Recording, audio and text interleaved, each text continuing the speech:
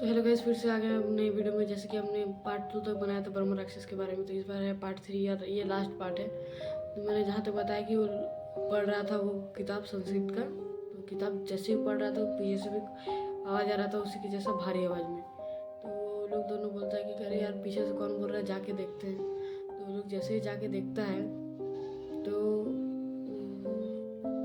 लोग जाता है पीछे देखने के लिए। तो पीछे में एक पूरा एकदम क्या बोलते उसको, पूरा बड़ा बड़ा जटा रहता है और पूरा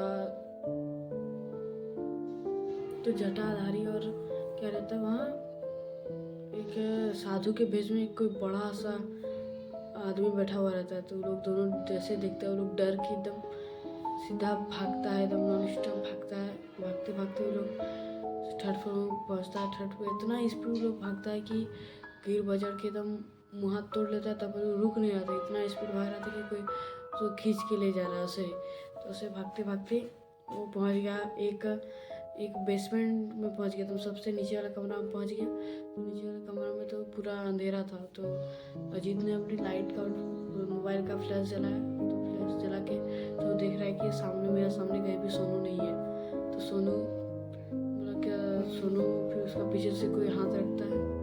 तो वो तो पूरा डर जाता है कि कौन है।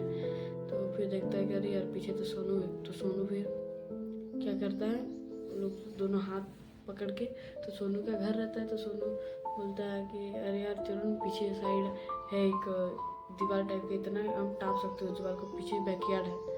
तो लोग दोनों जाता है। तो जाते जाते क्या होता है, जाते जाते उन लोग को ऐसा फील होता है कि कोई पीछे से उसका पीछा कर रहा है, कोई हंस रहा है पीछे से, कोई ढोल बजा रहा है, कोई घंटी बजा रहा है। फिर समुद्र लग रहा है कि पास में कोई समुद्र का लहर उठ रहा है। उसके बाद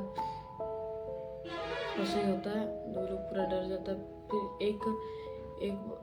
एक से 2 मिनट बाद फिर क्या होता है, तो लोग जाता है। तो कुछ ही देर बाद सोनू को एक इतनी जोर से एक जन थप्पड़ मारता है कोई, इतना जोर से कि वो जाके सामने की दीवार से टकरा जाता है। इतना जोर से मारता है कि उस अजीत जाता है। फिर बोलता है कि अरे अरे क्या हो, कौन मारा, मुझे क्या पता किसने मारा, लेकिन बहुत जोर से मारा था। उसका 5 गोली का छाप निशान लग गया था तुम गाल में। उसके बाद और सोनू को तो चलने का लायक नहीं था, पूरा दांत वाँत निकल गया था यहाँ से। तो क्या करता है अजीत, उसको पीठ में उठा के, मतलब पीठ में मतलब बैठा के और जाने लगता है कि आगे जाता है। तो वो लोग को कोई पीछे से बोल रहा है कि कहाँ जा रहा है तुम लोग। तो वो सब लोग पूरा डर के और स्पीड चल जाता है। तब तक सोनू भी बोलता है कि नहीं उतार दे, मैं चल सकता हूँ। तो चलने लगता है। तो चलते चलते आ जाता है, वो जो रहता है दीवार वो आ जाता है। तो आने के बाद तो आ जाता है दीवार। तो दोनों बोलता है कि अरे पहले कौन ऊपर चढ़ेगा। तो ऐसा था कि नीचे से देखे उसको ऊपर चढ़ाएगा, फिर जो ऊपर चढ़ेगा वो उसको पकड़ के खींच लेगा।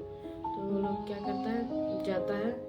तो वो लोग करता है रॉक पेपर सीजर। तो सोनू जीत जाता है। तो बोलता है कि यार ठीक है, सोनू को पहले चढ़ा देता है। तो फिर सोनू को चढ़ा देता है। तो सोनू बाहर देखता है एक, तो वो लोग चढ़ता है अजीत। तो अजीत देखता है बाहर में ऐसा एक पीपल का पेड़ रहता है कि जो नीचे से हरा भरा रहता है और ऊपर से सूखा हुआ रहता है। तो ऐसे माना जाता है कि जो नीचे से हरा भरा रहता है ऊपर से सूखा रहता है, उस पेड़ में ब्रह्म राक्षस का निवास होता है। मतलब अधिकतर ब्रह्म राक्षस पीपल का पेड़ में रहता है।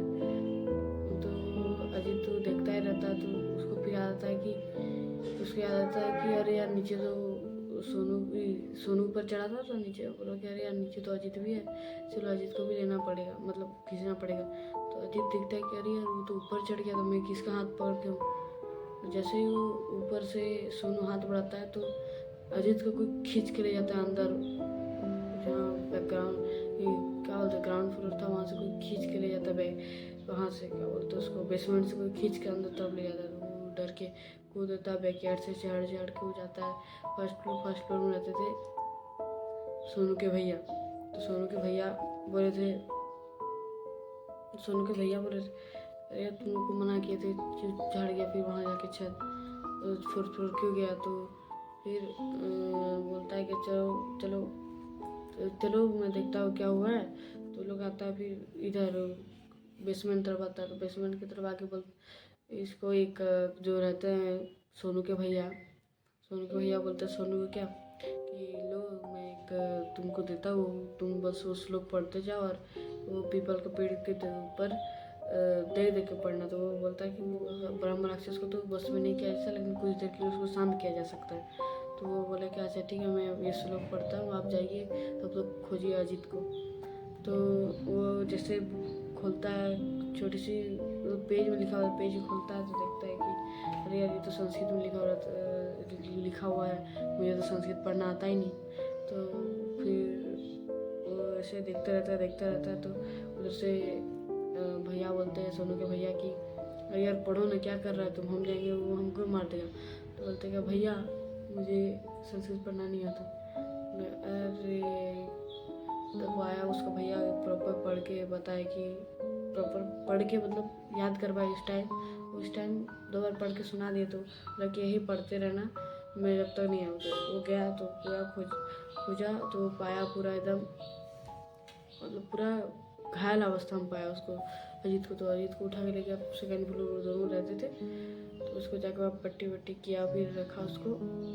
तो अजीत को भी थोड़ा चोट वोट लग गया था, लेकिन अजीत को लगा था पूरा, लेकिन सोनू को उतना नहीं लगा था। तो अजीत को सुलाया, सुबह उठा तो सुबह उठ के देख रहा है कि अजीत नहीं हो पाया, अजीत कहाँ चल गया। तो पूरा खोजा, पूरा घर खोजा, नहीं मिला।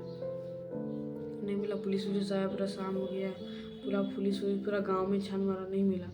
उसके बाद वो लोग आ गए यहाँ पर, शाम हो गया, फिर आ गए वो लोग घर। तो घर में वो जो सोनू था, सोनू गया बाहर थोड़ा वैसे ही टहलने, बोला कि थोड़ा मन हल्का कर लेता। तो जो लड़की जो थी जो उसके घर के बगल में, तो उसी घर से एक चड्डी लटकी हुई आई थी। तो वो तो उसी का अंडरवेयर मिलता है कि वो एक लकड़ी से बंधा हुआ आगे आता है। तो सोनू देखता है कि अरे यार ये तो अजीत का अंडरवेयर है। बोले थे कि वो था इतना अच्छा भाईचारा था कि सबको एक दूसरे के लिए जान भी दे सकता, तो चड्डी नहीं देखेगा बोलिए। तो वही दिखा तो निकला। तो एक शॉकिंग बात ये है कि जो अजीत था वो अजीत नहीं था, उसके साथ जो पूरे टाइम था वो अजीत नहीं था। तो आप लोग बनेंगे तो वो तो अजीत था। तो मैं पहले आपको बताया था कि जब अजीत गया था बालकनी में वो लड़की से मिलने, तब उसको लड़की ने 9 बजे अपने घर बुलाया था। तो पूरे टाइम वो तो 9 बजे उसके घर चले गया था, फिर 9 बजे यहाँ कौन आया।